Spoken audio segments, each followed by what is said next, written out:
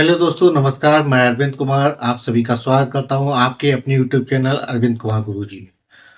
दोस्तों, आज मैं फिर से आप लोगों के सामने एक और विज्ञापन लेके आया हूँ जिसके बारे में हम आज डिस्कस करने वाले हैं। ये विज्ञापन निकला है बैंक ऑफ इंडिया। जैसा कि आप सभी लोग जानते होंगे, बैंकिंग सेक्टर जो है इस समय अप्रेंटिसशिप के लिए तमाम बैंकों के द्वारा जो है वैकेंसी निकाल रहा है। तो उसी क्रम में इससे पहले हमने कल आपको बताया था इंडियन ओवरसीज बैंक का, उससे पहले बैंक ऑफ बड़ौदा का बताया था, इंडियन आईडीबीआई बैंक का बताया था। अब जो है हम बात करने वाले हैं जो नोटिफिकेशन आया है बैंक ऑफ इंडिया के बारे में। इसी के बारे में बात करेंगे, इसमें कितनी वैकेंसी है, कौन लोग आवेदन कर सकते हैं, सिलेक्शन प्रक्रिया इसमें क्या रहने वाली। सिलेक्शन प्रक्रिया इसकी और इंडियन ओवरसीज बैंक दोनों में डिफरेंस होने वाला है। ठीक है, तो कहाँ पे कैसे डिफरेंस होगा, क्या कौन सी इजी है, कौन सी टफ है, इस सारी चीज़ों पे हम बात करने वाले हैं। फीस कितनी रहने वाली है, कहाँ से इसका आवेदन कर सकते हैं, इन सारी चीज़ों पे हम बात करने वाले हैं अभी। ठीक है, तो पहले वीडियो शुरू करने से पहले आप लोगों से गुजारिश है, जिन्होंने अब तक मेरे चैनल को सब्सक्राइब नहीं किया है, प्लीज़ चैनल को सब्सक्राइब कर लीजिएगा और बेल आइकन दबा लीजिएगा, जिससे भविष्य में कोई भी अगर नोटिफिकेशन आता है तो आप तक सूचना फटाफट मिल सके। ठीक है, आइए शुरू करते हैं। आज जो नोटिफिकेशन जिसकी हम बात करने वाले हैं, ये बैंक ऑफ इंडिया के द्वारा निकला हुआ है। अप्रेंटिसशिप की वैकेंसी है इसमें। देखिए, 400 पोस्ट की वैकेंसी है। जैसा कि आप लोग जानते हैं, अप्रेंटिसशिप एक ट्रेनिंग प्रोग्राम है जिसमें भारत सरकार की और जो संस्थान है उसके द्वारा दोनों के सहयोग से कंडक्ट किया कराया जाता है। 1 साल का ट्रेनिंग पीरियड रहता है। इसमें जो स्टाइपेंड मिलता है उसमें कुछ अंश जो है भारत सरकार देती है और कुछ अंश जो है आपका जिस संस्थान के द्वारा कराया जाता है वो देती है। ठीक है, तो उसी क्रम में हम आगे बात बढ़ते हैं कि इसमें कौन से एज ग्रुप के लोग इसमें आवेदन कर सकते हैं। तो 20 से 28 साल, यानी मिनिमम 20 साल, मैक्सिमम 28 साल जिनकी उम्र हो। डेट की गणना की बात करते हैं तो 1 जनवरी 2025 को की जाएगी। जो भी एजुकेशन क्वालिफिकेशन, एलिजिबिलिटी क्वालिफिकेशन जो भी चाहिए इनको, वो 1 जनवरी 2025 को ही चाहिए। सारी चीज़ें 1 जनवरी 2025 तक से ही कैलकुलेट की जाएंगी।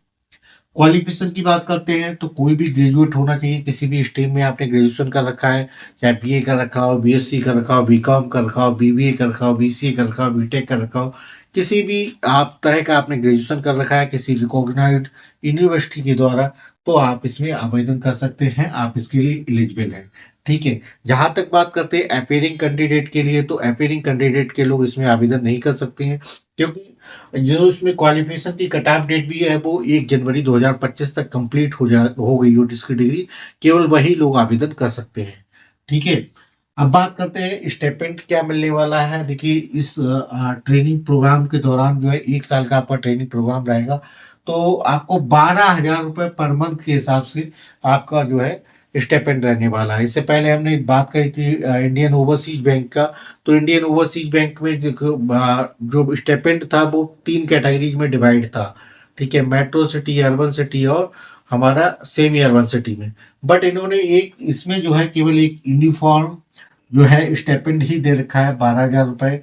ठीक है, चाहे किसी भी सिटी में आपका सिलेक्शन होता है, किसी भी सिटी ब्रांच में होता है, आपको केवल यूनिफॉर्म 12,000 रुपये पर मंथ का ही स्टाइपेंड मिलने वाला है।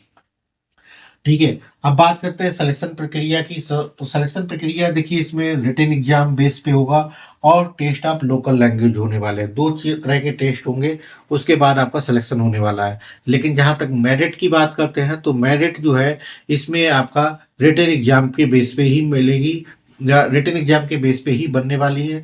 ठीक है, आपके ग्रेजुएशन में कितने नंबर थे, आपके इंटर में कितने नंबर थे, आपके हाई स्कूल में कितने नंबर थे, इससे कोई फर्क नहीं पड़ रहा है। इसमें जो मेरिट बनेगी, जो इनके द्वारा जो एग्जाम कराया जाएगा, ठीक है, उस एग्जाम रिटन एग्जाम में आपके कितना स्कोर आता है, इस चीज पे डिपेंड करेगा आपका सिलेक्शन। तो ठीक है सर, इसी चीज को ध्यान में रखते हुए हम लोग डिस्कस कर लेते हैं कि इसका पेपर स्ट्रक्चर कैसे रहने वाला है। तो पेपर स्ट्रक्चर की बात करते हैं तो 4 सेक्शंस में डिवाइड रहेगा। पहला सेक्शन जो है जनरल अवेयरनेस के होंगे, जिसमें कि आपके 25 क्वेश्चन आएंगे, 25 मार्क के होंगे। ठीक है, दूसरा सेक्शन जनरल इंग्लिश का होगा जिसमें 25 क्वेश्चन 25 मार्क के होंगे। ठीक है, तीसरा सेक्शन जो है क्वांटिटेटिव एंड रीजनिंग एबिलिटी का होगा जिसमें 25 क्वेश्चन 25 मार्क का आने वाला है। और चौथा और लास्ट सेक्शन की बात करते हैं तो कंप्यूटर नॉलेज का होगा जिसमें 25 क्वेश्चन 25 मार्क के आने वाले हैं। ये टोटल जो आपका 100 क्वेश्चन आएंगे इस एग्जाम में और 100 मार्क्स का होने वाला है। टाइम पीरियड की बात करते हैं तो 90 मिनट, यानी 1.5 घंटे का समय आपको इस 100 क्वेश्चन को सॉल्व करने के लिए मिलने वाला है। ठीक है, तो जो भी मेरिट बनेगी आपकी सिलेक्शन प्रक्रिया इसी के आधार पे बनेगी। अब बात करते हैं अगला जो पड़ाव होने वाला वो टेस्ट ऑफ लोकल लैंग्वेज का होने वाला। टेस्ट ऑफ लोकल लैंग्वेज का मतलब कि आप जिस भी स्टेट से आप आवेदन करते हैं उस स्टेट की आपको लोकल भाषा आनी चाहिए, ठीक है। तो अगर आपको आती है तो उसी के संबंध में आपको पढ़ना लिखना बोलना आता है, कितना आता है, इस चीज़ का एक आपका टेस्ट होगा। लेकिन अगर वो लोकल लैंग्वेज आपने हाई स्कूल या इंटर लेवल पे आपने पढ़ रखी है, जैसे सपोज करो आप यूपी के रहने वाले हैं, यूपी में जो लोकल लैंग्वेज है वो हिंदी है, ठीक है। तो आपने हाई स्कूल और इंटर में आपने हिंदी एज ए सब्जेक्ट पढ़ रखा है, तो आपको ये टेस्ट ऑफ लोकल लैंग्वेज से नहीं देना पड़ेगा, यानी आपको केवल रिटन एग्जाम से ही काम चल जाएगा, ठीक है। अगर कोई कैंडिडेट गुजरात का है, वो यूपी से फॉर्म डालना चाह रहा है, ठीक है, लेकिन उसने हाई स्कूल इंटर लेवल पे हिंदी एज ए सब्जेक्ट नहीं पढ़ा है, ठीक है, तब उसे हिंदी का जो आपका लोकल लैंग्वेज का टेस्ट देना पड़ेगा, ठीक है। बस इतनी सी बात आपको समझानी थी, ठीक है। अच्छा, एक चीज और ध्यान रखिएगा, इससे पहले जो बैंकिंग के अप्रेंटिसशिप के जो भी एडवर्टाइजमेंट के बारे में हमने डिस्कस किया था, उसमें कहीं ना कहीं पर्सनल इंटरव्यू या फिर पर्सनल इंट्रक्शन टाइप की चीजें थी, बट इसमें इन्होंने कुछ ऐसा नहीं दे रखा है। सिंपल जो है आपका रिटन एग्जाम ही होगा, ठीक है, और बाकी टेस्ट ऑफ लोकल लैंग्वेज का होने वाला है, ठीक है। जिन्होंने अगर वीडियो इंडियन ओवरसीज बैंक का नहीं देखा है तो मेरे चैनल पेज पे जाके आप उस वीडियो को भी देख लीजिएगा, बैंक ऑफ बड़ौदा का भी देख लीजिएगा, ठीक है। इसके अलावा आईडीबीआई बैंक का भी एक नोटिफिकेशन आया था, उसके बारे में भी हमने जूनियर असिस्टेंट मैनेजर का भी वीडियो बनाया है। तो जिन्होंने नहीं देखा है अब तक, तो वो आप उस पर भी देख सकते हैं, जो लोग बैंकिंग की तैयारी करते हैं, ठीक है। अब बात करते हैं इसके लिए आवेदन कैसे होंगे। तो आवेदन करने के लिए आपको रजिस्ट्रेशन करना पड़ेगा। आपको वेबसाइट है nats.education.gov.in की वेबसाइट पे आप जो है जाके सबसे पहले अपना रजिस्ट्रेशन करिएगा। रजिस्ट्रेशन करने के बाद आपको एक यूजर नेम पासवर्ड मिल जाएगा। उस यूजर नेम पासवर्ड को लॉगिन करके आप बैंक ऑफ इंडिया का जो है रिक्रूटमेंट का देख लीजिएगा, उसमें अप्रेंटिसशिप की, वहां पे जाके इसमें आवेदन कर सकते हैं। अब बात करते हैं आवेदन कब से शुरू हो चुके हैं। तो आवेदन की बात करते हैं तो 1 मार्च 2025 से शुरू हो चुके हैं। कब तक इसकी लास्ट डेट रहने वाली है, तो 15 मार्च 2025 तक आप इसमें आवेदन कर सकते हैं, ठीक है। तो यानी कि आपको जिस किसी को भी आवेदन करना है वो फटाफट वेबसाइट पे जाके अपना आवेदन कर लीजिएगा, ठीक है। एग्जाम डेट की बात करते हैं तो एग्जाम डेट अभी इन्होंने क्लियर नहीं करी है, लेकिन मोस्ट प्रोबेबिलिटी जो है कि अप्रैल या मई के फर्स्ट वीक में जो है इस पर एग्जाम हो जाएगा। अप्रैल के लास्ट वीक या अप्रैल मई के फर्स्ट वीक तक इसका एग्जाम हो जाने वाला है, ठीक है। अब बात करते हैं फीस क्या रहने वाली है, आवेदन शुल्क क्या रहने वाला है। तो आवेदन शुल्क की बात करते हैं तो जनरल ओबीसी ईडब्ल्यूएस कैटेगरी के लिए 800 रुपये प्लस जीएसटी का आपका आवेदन शुल्क रहने वाला है, ठीक है।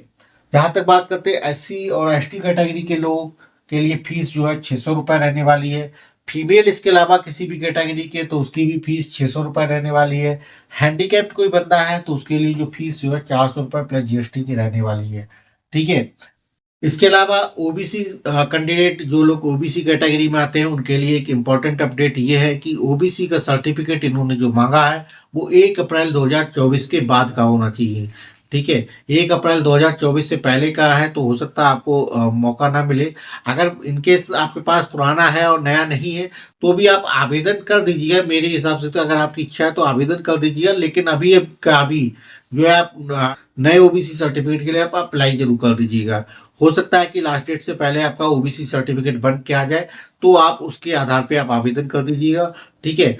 और इसलिए जो है आप परेशान होने की जरूरत नहीं है जिनका 1 अप्रैल 2024 के बाद का नहीं है, ठीक है। तो आप फटाफट सीएससी या जन सेवा केंद्र पे जाके आप आवेदन कर दीजिएगा। आपका मोस्ट प्रोबेबिलिटी 1 हफ्ते के अंदर ओबीसी सर्टिफिकेट बन के आ ही जाएगा, ठीक है। तो ये था हमारा आज का नोटिफिकेशन बैंक ऑफ इंडिया के द्वारा। इसमें हमने हर चीज़ इंपॉर्टेंट पहलू को आपके साथ डिस्कस किया, ठीक है। इसके अलावा भी फिर भी कुछ अगर मन में डाउट या शंका रह गई हो तो प्लीज़ कमेंट करके पूछ लीजिएगा मुझसे।